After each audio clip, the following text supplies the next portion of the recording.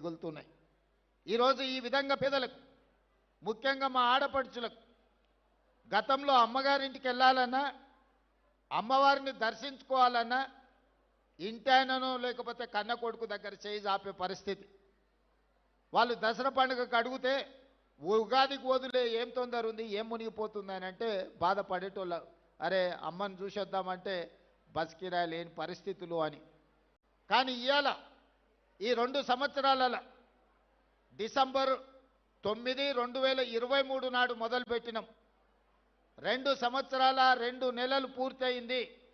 9,000 కోట్ల రూపాయలు ఈరోజు ఆడపడుచులకు ఆర్టీసీలో ఉచిత బస్సు ప్రయాణానికి రాష్ట్ర ప్రభుత్వం ఖర్చు పెట్టింది. ఇక్కడ ఉన్న మా ఆడపడుచులందరూ, మీరు ఉద్యోగులు కావచ్చు, విద్యార్థులు కావచ్చు, లేదా సామాన్యమైన మహిళా గృహిణులు కావచ్చు, ఎక్కడైనా ఎప్పుడైనా ఎవరైనా ₹1 బస్ కిరాయి మిమ్మల్ని అడిగినరా?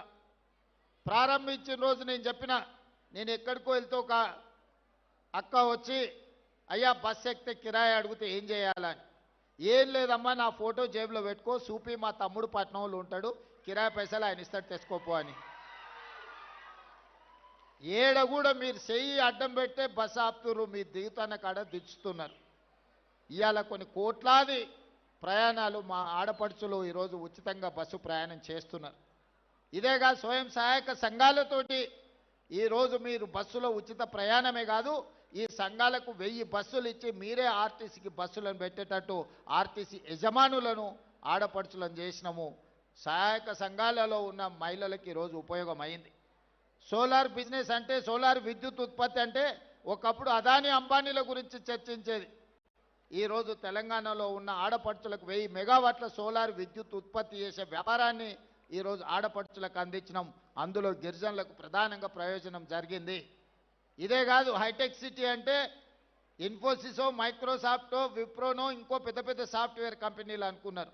కానీ ఆ పక్కనే 3.5 ఎకరాలు 1000 కోట్ల రూపాయల విలువైన భూమి ఈరోజు మహిళా సంఘాలకు ఇచ్చి ఇందిరా మహిళా శక్తి బజార్ అని చెప్పి ఈరోజు పెద్ద పెద్ద సంస్థలు అక్కడికి వచ్చి వాళ్ళు ఉత్పత్తి చేసే వస్తువులను కొనుక్కోవడానికి ఈరోజు మహిళలకు అందుబాటులోకి తీసుకొచ్చినాం. ఒకటొకటిగా పరిష్కరించుకుంటూ వస్తున్నాం. హాస్టళ్లలో ఆనాడు భోజనం ఏ విధంగా ఉండే, ఈరోజు 40% ఈరోజు మీకు ఛార్జెస్, మెస్ ఛార్జెస్ పెంచి కాస్మెటిక్ ఛార్జెస్ ఆనాడు ఎప్పుడు ఇచ్చేదో కూడా తెలీదు. ఇప్పుడు గ్రీన్ ఛానల్ చేసి 200% కాస్మెటిక్ ఛార్జెస్ 21 సంవత్సరాల తర్వాత ఈ ప్రభుత్వంలో పెంచి మా ఆడపడుచుల కాస్మెటిక్ ఛార్జెస్, మా పిల్లలకు చదువుకునే వాళ్లకు ఇంటి దగ్గర అమ్మను నాయనను అడగాల్సిన పని లేదు. సబ్బు కోసమో చిన్న చిన్న పౌడర్ కోసమో కూడా తల్లిదండ్రుల మీద ఆధారపడే పరిస్థితి ఉండే. అందుకే 200% కాస్మెటిక్ ఛార్జెస్ పెంచి ఈరోజు ఆడపిల్లల యొక్క ఆత్మ గౌరవాన్ని నిలబెట్టడానికి మన ప్రభుత్వం ప్రయత్నం చేస్తున్నది. ఇదే కాదు, చదువుకున్న పిల్లలు 2011లో గ్రూప్ 1 పరీక్షలు నిర్వహిస్తే 2024 వరకు 15 సంవత్సరాలు మళ్ళీ పరీక్షలు పెట్టలే.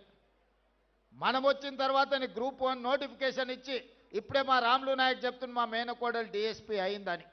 ఈరోజు 563 మంది గ్రూప్ 1 ఉద్యోగస్తులను పరీక్షలు నిర్వహించి ఫలితాలు ఇస్తే, ఈ పేదలకు ఉద్యోగాలు వస్తే ప్రశ్నించే గొంతు వస్తుందని దాని మీద అక్రమ కేసులు వేసి హైకోర్టులో అడ్డమైన ఆర్డర్లు తెస్తే బలమైన వాదనలు వినిపించి డివిజన్ కోర్టులో, డివిజన్ బెంచ్లో ఈరోజు పేదలకు అనుకూలమైన తీర్పు వచ్చింది. 563 మంది గ్రూప్ 1 ఆఫీసర్లు ఇవాళ ఆర్డీఓలు, డిఎస్పీలుగా అత్యంత కీలకమైన ఉద్యోగాలు. నేను మొత్తం లిస్టు చూసిన, ఎస్సీ ఎస్టీ బీసీలకు మైనారిటీలకు ఎన్ని వచ్చినాయంటే 87% ఎస్సీ ఎస్టీ బీసీ మైనారిటీలు ఈ 563 మందిలో సెలెక్ట్ అయినరు. 87% ఈరోజు ఆ రిక్రూట్మెంట్స్తోని పేదలకు లాభం వచ్చింది. Group 2, group 3, group 4 teachers recruitment, doctors recruitment, nursing recruitment, ఈ విధంగా 70,000 ప్రభుత్వ ఉద్యోగాలు ఈ 2 సంవత్సరాలలో ఇచ్చినాం. దాదాపుగా 70,000ల 85% పైగా ఎస్సీ ఎస్టీ బీసీ మైనారిటీలకు ప్రభుత్వ ఉద్యోగాలు ఇచ్చినాము. ఒక్కొక్కరి పేరు, ఒక్కొక్క ఊరు వివరాలు ఇస్తా. ఎవరికైనా అనుమానం ఉంటే ఇక్కడున్న చదువుకున్న అధికారులతో పాటు ఎవరైనా నేను చెప్తున్న వివరాల మీద అనుమానం ఉంటే ప్రభుత్వం అధికారికంగా లెక్కలిస్తుంది. మీరు లెక్కబెట్టి చూడండి. ఈ ప్రభుత్వం పేదల కోసం పనిచేస్తుంది. ఈ ప్రభుత్వం పేదల అభివృద్ధి కోసం పనిచేస్తుంది. ఒకప్పుడు భూములుండే, ఇందిరాగాంధీ గారు అగ్రికల్చర్ సీలింగ్ యాక్ట్ తీసుకొచ్చి ఇందిరాగాంధీ గారు లంబాడ సోదరులకి ఎస్టీ రిజర్వేషన్లు ఇచ్చింది. ఇందిరాగాంధీ తెచ్చిన అగ్రికల్చర్ సీలింగ్ యాక్ట్ ప్రకారం జాగీర్దారుల దగ్గర, జమీందారుల దగ్గర, భూస్వాముల దగ్గర ఉన్న లక్షలాది ఎకరాల భూములను తీసుకొని 25 లక్షల ఎకరాలను అసైన్మెంట్ పట్టాల రూపంలో ఎస్సీ ఎస్టీలకు భూ పంపకాలు జరిగినాయి. ఈనాడిగా పంచడానికి భూమి మిగలలే. మా యువకులు, మా ఆడపిల్లలు జాగ్రత్తగా వినాలి. ఆ పైన ఉన్న వాళ్ళు కూడా, మీ తల్లిదండ్రులు, మీ తాతలు వ్యవసాయాన్ని నమ్ముకున్నారు. మీ తల్లిదండ్రులు, మీ తాతలు తండాలలో, గూడాలలో పేదరికాన్ని అనుభవించారు.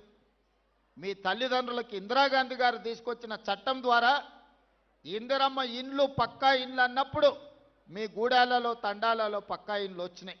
మీకు భూమి లేదన్నప్పుడు, ఆత్మగౌరవం లేదనుకున్నప్పుడు అసైన్మెంట్ పట్టాల రూపంలో మీకు భూములు ఇచ్చి మీ ఆత్మగౌరవాన్ని ఇందిరాగాంధీ గారిని నిలబెట్టినరు.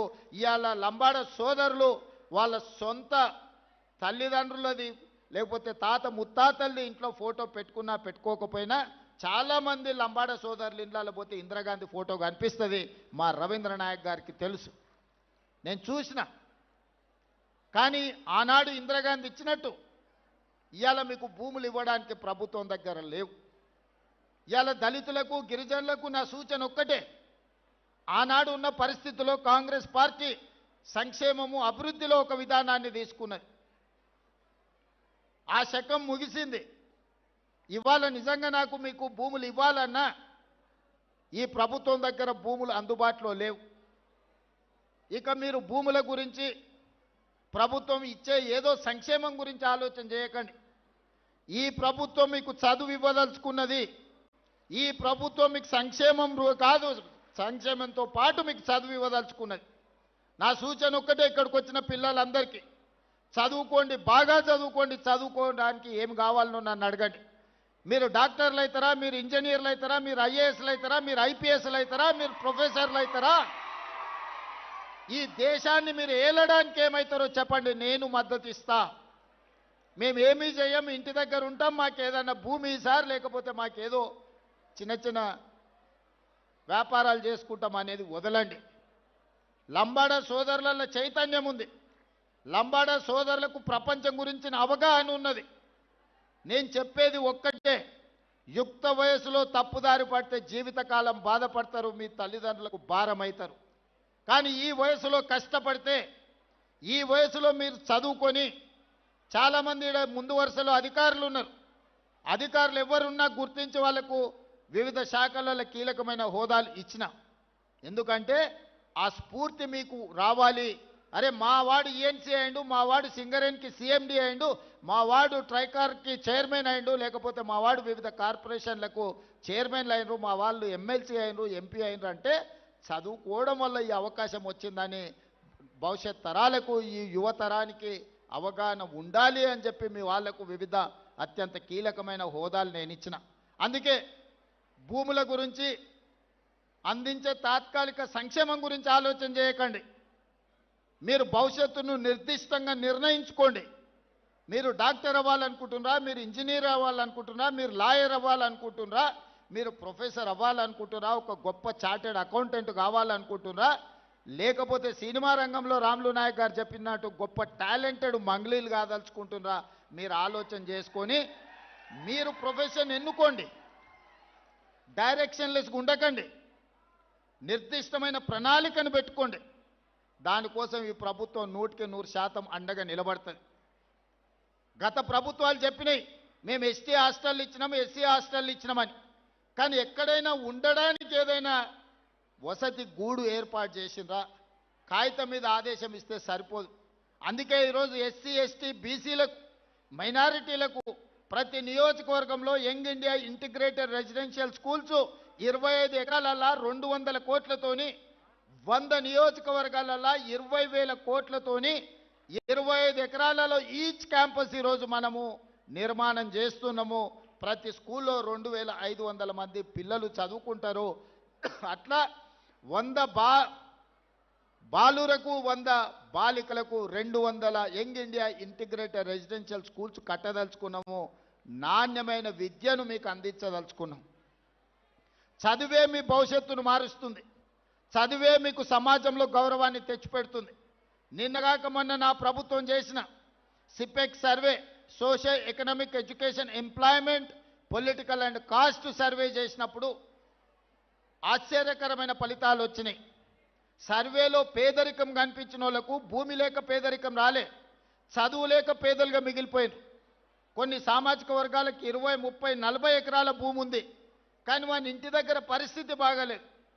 ఆనే గొర్రెలు, ఆనే బర్రెలు, వాటి మధ్యలోనే వాళ్ళు కూడా ఉంటున్నారు. వాళ్ళకి ఎందుకు అనంటే అక్షరం అనేది తెలియకపోవడం వల్ల, ఆ కుటుంబాలు చదువుకోకపోవడం వల్ల వెనుకబాటుతనం అనేది, పేదరికం వేరు వెనుకబాటుతనం వేరు.